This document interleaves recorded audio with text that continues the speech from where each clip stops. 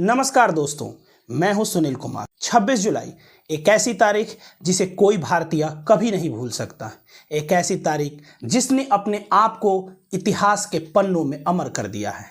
26 जुलाई एक ऐसी तारीख है जिस दिन भारत ने एक बार फिर से अपने दुश्मनों के मंसूबे को ध्वस्त करते हुए विजय पताका लहराया था, विजय श्री प्राप्त किया था और अपने दुश्मनों को यह कड़ा संदेश दिया था कि हम पर बुरी नज़र रखने वाले अभी भी वक्त है, जरा संभल जा, वरना तुझे संभलने के लिए भी संभलने का समय नहीं मिलेगा। जी हाँ दोस्तों, मैं बात कर रहा हूँ 26 जुलाई 1999 की, अर्थात कारगिल दिवस, जिस दिन भारतीय सेना ने शानदार प्रदर्शन करते हुए लगभग 2 महीने के एक लंबे अंतराल के बाद पाकिस्तान के मंसूबे को ध्वस्त कर दिया था। पाकिस्तान के नापाक मंसूबे को ध्वस्त करते हुए विजय श्री प्राप्त की थी और युद्ध में विजय प्राप्त किया था। तभी से प्रत्येक दिन 26 जुलाई को पूरा भारत कारगिल विजय दिवस के रूप में मनाता है, क्योंकि 26 जुलाई 1999 ही वह दिन है जिस दिन भारतीय सेना ने पूर्ण रूप से कारगिल में विजय की उद्घोषणा की थी। तो आज के इस वीडियो में हम भारत पाकिस्तान के बीच हुए कारगिल युद्ध, भारतीय फौज के शानदार विजय और पाकिस्तानी सेना के करारे शिकस्त के बारे में चर्चा करेंगे।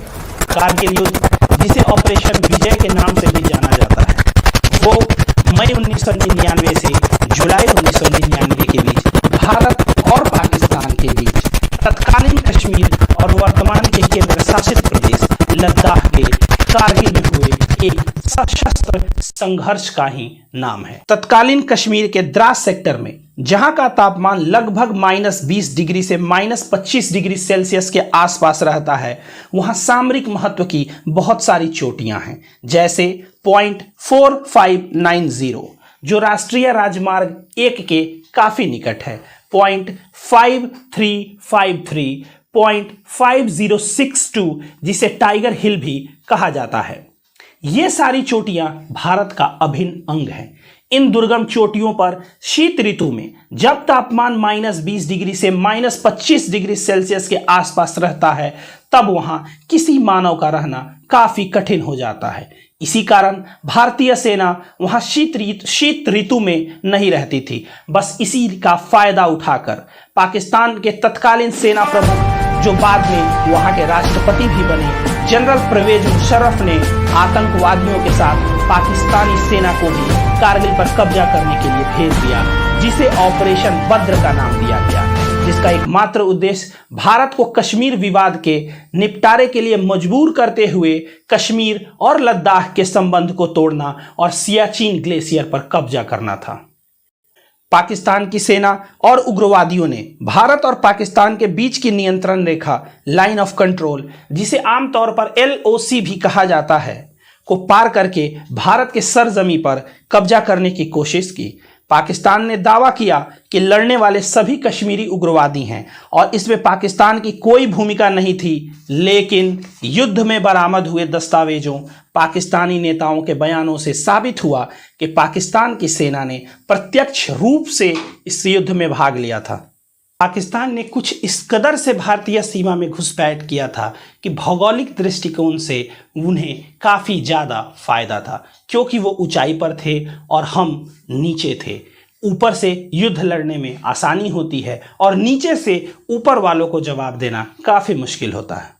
इस युद्ध के कुछ महीने पहले भारत के तत्कालीन प्रधानमंत्री अटल बिहारी वाजपेयी पाकिस्तान का दौरा करने गए थे और भारत और पाकिस्तान के बीच संबंधों को सुधारने की दिशा में महत्वपूर्ण घोषणाएं हुई थीं, महत्वपूर्ण मंत्रणाएं हुई थीं। इसी समय भारत और पाकिस्तान के बीच दिल्ली लाहौर बस सेवा की शुरुआत हुई थी और भारत के तत्कालीन प्रधानमंत्री अटल बिहारी वाजपेयी स्वयं उस बस में सवार होकर दिल्ली से लाहौर को गए थे। फरवरी 1999 में पाकिस्तान के प्रधानमंत्री नवाज शरीफ और अटल बिहारी वाजपेयी के बीच लाहौर में एक समझौता हुआ था, जिसके मुताबिक दोनों देशों के बीच बातचीत के जरिए हर रिश्ते को सुधारने के लिए बात की गई थी कि भविष्य में कभी भी कोई विवाद उत्पन्न होगा तो दोनों देश बातचीत के जरिए ही किसी भी विवाद का समाधान करेंगे। लेकिन एक तरफ नवाज शरीफ लाहौर में तत्कालीन भारतीय प्रधानमंत्री अटल बिहारी वाजपेयी से गले मिल रहे थे, तो वहीं दूसरी तरफ पाकिस्तान की सेना भारत की सीमा में घुसपैठ कर रही थी। एक बार फिर से पाकिस्तान ने दोस्ती के हाथ बढ़ाते हुए भारत के पीठ में खंजर घोंपा था। दोनों देशों के बीच परमाणु परीक्षण के बाद भारत और पाकिस्तान के बीच हुआ यह पहला सशस्त्र संघर्ष था जिसमें भारत ने पाकिस्तान को करारी शिकस्त दी थी। दोस्तों, अगर हम कारगिल युद्ध के चरण की बात करें कि आखिर कारगिल युद्ध की शुरुआत कैसे हुई, भारतीय सेना ने किस तरीके से पाकिस्तानी सेना को जवाब दिया और किस तरीके से भारतीय सेना ने विजय प्राप्त की, इस हिसाब से पूरे कारगिल युद्ध को 3 चरणों में बांटा जा सकता है। पहला चरण, जिसमें पाकिस्तानी घुसपैठिए ने श्रीनगर से लेह को जोड़ने वाले राष्ट्रीय राजमार्ग पर नियंत्रण स्थापित कर लिया। यह नियंत्रण इस उद्देश्य से काफी महत्वपूर्ण था क्योंकि पूरे भारत का जो कारगिल और सियाचिन ग्लेशियर से संपर्क था वो इसी राजमार्ग के द्वारा था। अगर पाकिस्तानी सेना इस राजमार्ग पर कब्जा कर लेती तो फिर भारत का और सियाचिन ग्लेशियर का संपर्क लगभग असंभव था। जब हम इसके दूसरे चरण की बात करेंगे तो इसमें भारत ने पहले घुसपैठ का पता लगाया और उसके बाद अपने सुरक्षा बलों को तुरंत जवाबी हमले करने के लिए लामबंद करना शुरू कर दिया।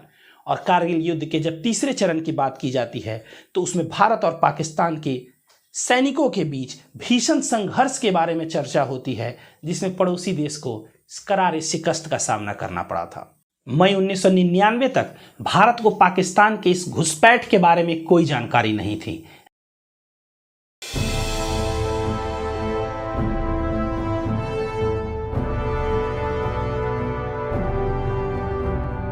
कारगिल युद्ध की कहानी उस शख्स के बिना अधूरी है जिसने सबसे पहले आतंकियों के भेष में पाकिस्तानी सेना को कारगिल की पहाड़ियों पर देखा था। पाकिस्तानी सेना को कारगिल की पहाड़ियों पर देखने वाले शख्स का नाम ताशी नामग्याल है। कारगिल के गैरकौन गांव में रहने वाले ताशी ने 12,000 रुपए में एक याक खरीदा था जो 2 मई 1999 को खो गया था। अपने याक को खोजते हुए ताशी कारगिल के वंजू टॉप पर पहुंच गए। इसी दौरान उन्हें अपना याक नजर आ गया और साथ ही उन्हें वो भी नजर आ गया जिसे कारगिल युद्ध की पहली घटना माना जा सकता है। दरअसल ताशी ने कुछ संदिग्ध लोगों को देखा और भारतीय सेना को तत्काल इस बारे में जानकारी दी, जिसके बाद शुरुआती जानकारी को पुख्ता कर भारतीय सेना ने ऑपरेशन विजय शुरू कर दिया और आतंकियों के भेष में आए पाकिस्तानी सेना के जवानों का अंजाम तक पहुंचाना शुरू कर दिया। इसके तुरंत बाद 5 मई 1999 को बटालिक सेक्टर में lieutenant Saurabh Kalia 4 regiment infantry के नेतृत्व में भारतीय सेना की पेट्रोलिंग टीम जब जानकारी लेने के लिए कारगिल पहुंची तो पाकिस्तानी सेना ने इनको व इनके 5 साथियों को जिंदा पकड़ लिया और इन्हें कैद में रखा। युद्धबंदी के रूप में पकड़े जाने के बाद भी तो सभी अंतर्राष्ट्रीय कानून की धज्जियां उड़ाते हुए पाकिस्तानी फौज ने सौरव कालिया के साथ बहुत ही अमानवीय व्यवहार का परिचय दिया। उन्होंने इसके बावजूद सौरव कालिया का हौसला पाकिस्तानी सैनिक तोड़ नहीं पाए। आखिर वक्त तक उन्हें अपना देश याद रहा। उन्होंने सारे दर्द को हंसते हंसते पी लिया और कारगिल के युद्ध में शहीद होने वाले सबसे पहले भारतीय जवानों में से एक बने। युद्ध समाप्ति के बाद उनके इस वीरतापूर्ण व्यवहार के लिए भारत सरकार ने मरणोपरांत परमवीर चक्र से सम्मानित किया। यह समझ आते ही कि भारतीय भूभाग को कितना नुकसान पहुंचा है, भारतीय सेना जवाबी हमले के लिए तैयार हो गई और भारतीय सेना ने ऑपरेशन विजय का नाम देकर वापस पाकिस्तान पर पलटवार कर दिया।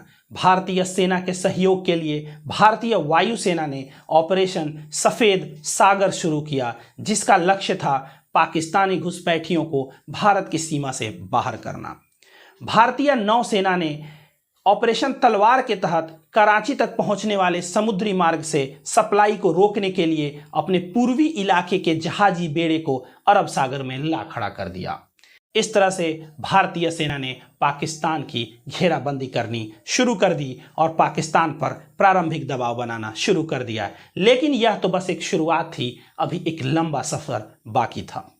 भारतीय वायुसेना ने पाकिस्तान के खिलाफ MiG-27 और MiG-29 का इस्तेमाल किया तथा भारतीय थल सेना ने बोफोर्स तोप का इस्तेमाल किया। इसके बाद जहां भी पाकिस्तान ने कब्जा किया वहां बॉम्ब गिराए गए और MiG-29 की सहायता से पाकिस्तान के कई ठिकानों पर आर पार से मिसाइलों से हमला किया गया। इस युद्ध में बड़ी संख्या में रॉकेट और बमों का इस्तेमाल किया गया। अगर हम भारत के कारगिल युद्ध की बात करें तो वैसे तो इसमें बहुत सारे वीर जवान थे जिन्होंने अपनी बहादुरी का परिचय दिया और उन वीर जवानों में से ही एक थे सम्मानित कैप्टन योगेंद्र सिंह यादव। सम्मानित कैप्टन योगेंद्र सिंह यादव भारतीय सेना में ग्रेनेडियर के पद पर थे। ग्रेनेडियर यादव 18 ग्रेनेडियर के साथ कार्यरत कमांडो प्लाटून घातक का हिस्सा थे। 4 जुलाई 1999 के शुरुआती घंटों में टाइगर हिल के 3 सामरिक बंकरों को पर कब्जा करने के लिए नामित की गई टुकड़ी का ये एक हिस्सा थे। बंकर एक ऊर्ध्वाधर चोटी पर लगभग 1000 फीट की ऊंचाई पर था, जिसे चढ़ना काफी मुश्किल था क्योंकि एक तो मौसम का मार और ऊपर बिल्कुल खड़ी चढ़ाई। ये न सिर्फ योगेंद्र यादव के लिए बल्कि उनके साथ गए अन्य सैनिकों के लिए काफी संघर्षपूर्ण यात्रा थी। 1000 फीट ऊंचे रास्ते को पार करते करते ये लगभग आधे रास्ते को पार कर गए थे, तभी इसकी भनक पाकिस्तानी सैनिकों को लग गई और पाकिस्तानी सैनिकों ने ऊपर से इनके ऊपर गोलीबारी कर दी। इनके साथ गए कुछ जवान शहीद हो गए, कुछ घायल हो गए और सम्मानित कैप्टन योगेंद्र सिंह यादव को भी उनके कंधे और उनके पैर में गोली लग गई। अपने शरीर में लगे गोली की परवाह न करते हुए, अपनी जान की भी परवाह न करते हुए ये लगातार चढ़ते गए और अंततः उस चोटी पे पहुंच गए और उन्होंने पाकिस्तानी सैनिकों के साथ आमने सामने की हुई लड़ाई में बहुत ज़्यादा नुकसान पहुंचाया और बहुत सारे पाकिस्तानी सैनिकों को मार गिराया। और इस तरह से कैप्टन योगेंद्र सिंह यादव ने के साथ गई प्लाटून ने टाइगर हिल पर कब्जा कर लिया। What you heard right behind you was the sound of Bofors guns directly targeting the top of Tiger Hills, the prelude to the final assault. Also going on simultaneously are multi-barrel rocket launchers also attacking the same positions on Tiger Hills. After 11 hours of near continuous fighting and heavy exchange of fire, Tiger Hills finally looks like it belongs to India once again. And with this recovery, the Indian troops hope to regain control of the Dras sector almost immediately. It truly is the dawn of a new day. With Ajmal Jami by Khan. Hrithik Roshan की एक movie आई थी लक्ष्य, जिसमें यह दिखाया गया था कि ऋतिक रोशन एक खड़ी पहाड़ी पर चढ़ाई कर रहे हैं। ऋतिक रोशन के द्वारा खड़ी पहाड़ी पर चढ़ाई करने का जो दृश्य दिखाया गया है वो कैप्टन योगेंद्र सिंह यादव पर ही फिल्माया गया है। अपनी जान की बाजी लगाकर दुश्मन की लगभग 17 गोलियां झेल कर भी अदम्य साहस का परिचय देते हुए कारगिल युद्ध में सामरिक टाइगर हिल की चोटी पर फतह करने में अनुकरणीय भूमिका के कारण भारत के राष्ट्रपति के द्वारा सम्मानित कैप्टन योगेंद्र सिंह यादव को परमवीर चक्र से सम्मानित किया गया। कैप्टन योगेंद्र सिंह यादव परमवीर चक्र पाने वाले देश के सबसे युवा सैनिक हैं, क्योंकि मात्र 19 वर्ष की आयु में उन्होंने यह सम्मान प्राप्त किया था। कैप्टन योगेंद्र सिंह यादव को टाइगर हिल का टाइगर भी कहा जाता है। टाइगर हिल के अलावा भी कारगिल में बहुत सारे ऐसी चोटियां थीं, बहुत सारे ऐसे पॉइंट थे जिन्हें अभी कब्जा करना बाकी था, क्योंकि हर चोटियों पे कब्जा करने के साथ भारतीय सैनिकों को एक नई ऊर्जा मिलती थी, क्योंकि पाकिस्तानी सैनिक हमसे ऊंचाई पर थे और हम नीचे थे, जिससे इस मुश्किल परिस्थिति में भी भारतीय सेना ने बहुत ही अदम्य साहस का परिचय दिया और बहादुरी का परिचय दिया। इन्हीं बहादुर सैनिकों में से एक थे कैप्टन विक्रम बत्रा। श्रीनगर लेह मार्ग के ठीक ऊपर सबसे महत्वपूर्ण पॉइंट 5140 से को पाकिस्तानी सेना से मुक्त कराने की जिम्मेदारी कैप्टन विक्रम बत्रा को दी गई। 13th Jammu and Kashmir light infantry के विक्रम बत्रा को उनकी बहादुरी के लिए कारगिल की लड़ाई के मैदान में ही तरक्की दी गई थी और वे इस लड़ाई में सबसे कम उम्र के कैप्टन बने थे। अपनी बटालियन में शेरशाह के नाम से मशहूर कैप्टन बत्रा ने 20 जून को टाइगर हिल के पास .5140 की चोटी फतह कर इस जीत को अपने साथियों के नाम किया था और उस वक्त नारा दिया था, ये दिल मांगे मोर। हमारे लड़के इतने जोश में थे कि उन्होंने कुछ सोचा ही नहीं, उनके मन में सिर्फ एक ही होप थी, एक ही उनके एम था, एक ही उनका मुद्दा था कि हमें 5140 कुछ भी हो, हमें कैप्चर करना है। पॉइंट 5140 से कैप्टन बत्रा की डेल्टा कंपनी ने 13 घुसपैठियों को मारकर भारी तादाद में असलहे बरामद किए, जिनमें 12.7 mm की हैवी मशीन गन भी थी। लेकिन उनकी जीत का सफर रुका नहीं। अब निशाना था .4875। कैप्टन बत्रा और उनकी कंपनी के जवान फिर निकल पड़े। सबसे बड़ी बात, जिन्होंने भी जो यहाँ पे हमारे भाई लोग शहीद हुए हैं, उन्होंने देश के लिए जान दी है, और मैं यही करूँगा कि उनके घर वालों को शांति मिले, और हमारी तरफ से, हमारी इंडियन आर्मी की तरफ से जो कुछ भी बन सकता होगा, will definitely do that for them. .4875 पर फतह तो हुई, पर सेना के जांबाज कैप्टन नहीं लौटे। 7 जुलाई को कैप्टन बत्रा शहीद हो गए।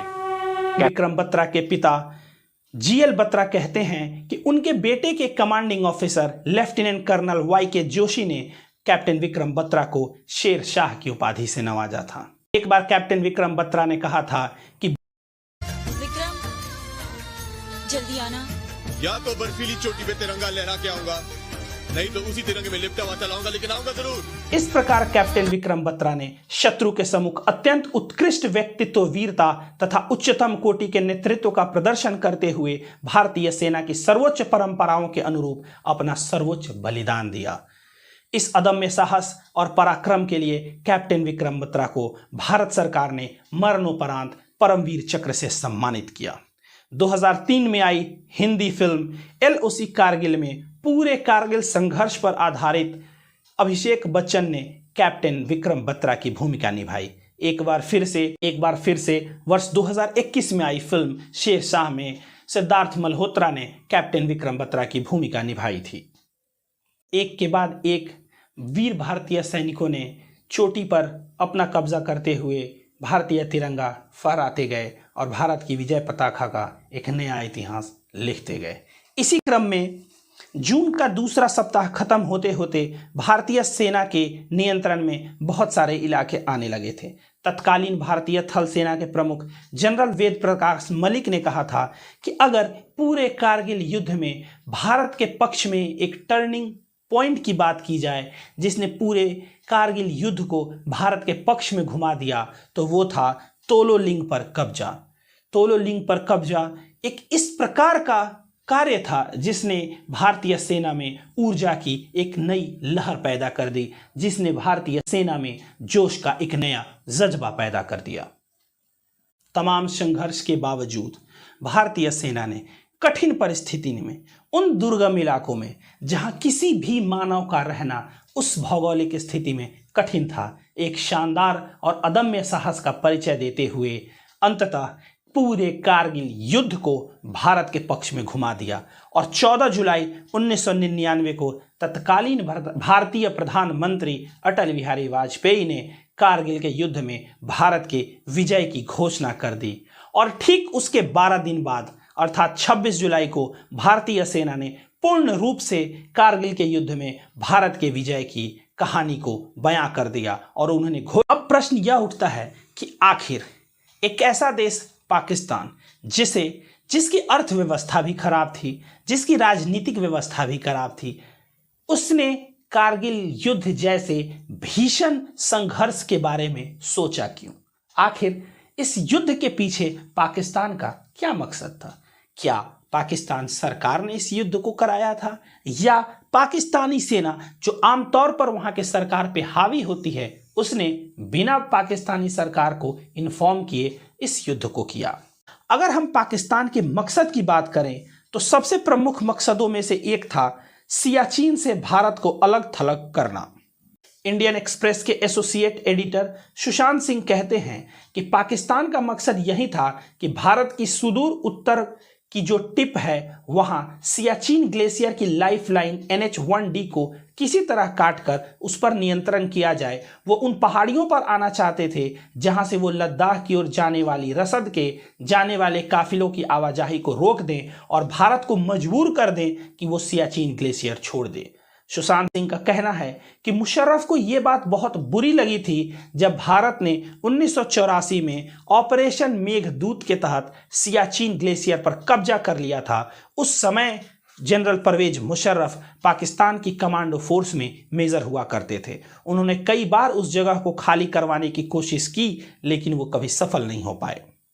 जब भारत ने पाकिस्तान पर दबाव बनाना शुरू कर दिया और वैश्विक स्तर पर भी बहुत सारे देशों ने पाकिस्तान की निंदा करनी शुरू कर दी, तो पाकिस्तान के तत्कालीन प्रधानमंत्री नवाज शरीफ अमेरिका के तत्कालीन राष्ट्रपति बिल क्लिंटन से मिलने अमेरिका पहुंच गए। अमेरिका के स्वतंत्रता दिवस यानी 4 जुलाई 1999 को नवाज शरीफ और बिल क्लिंटन की एक बहुत ही असहज मुलाकात हुई।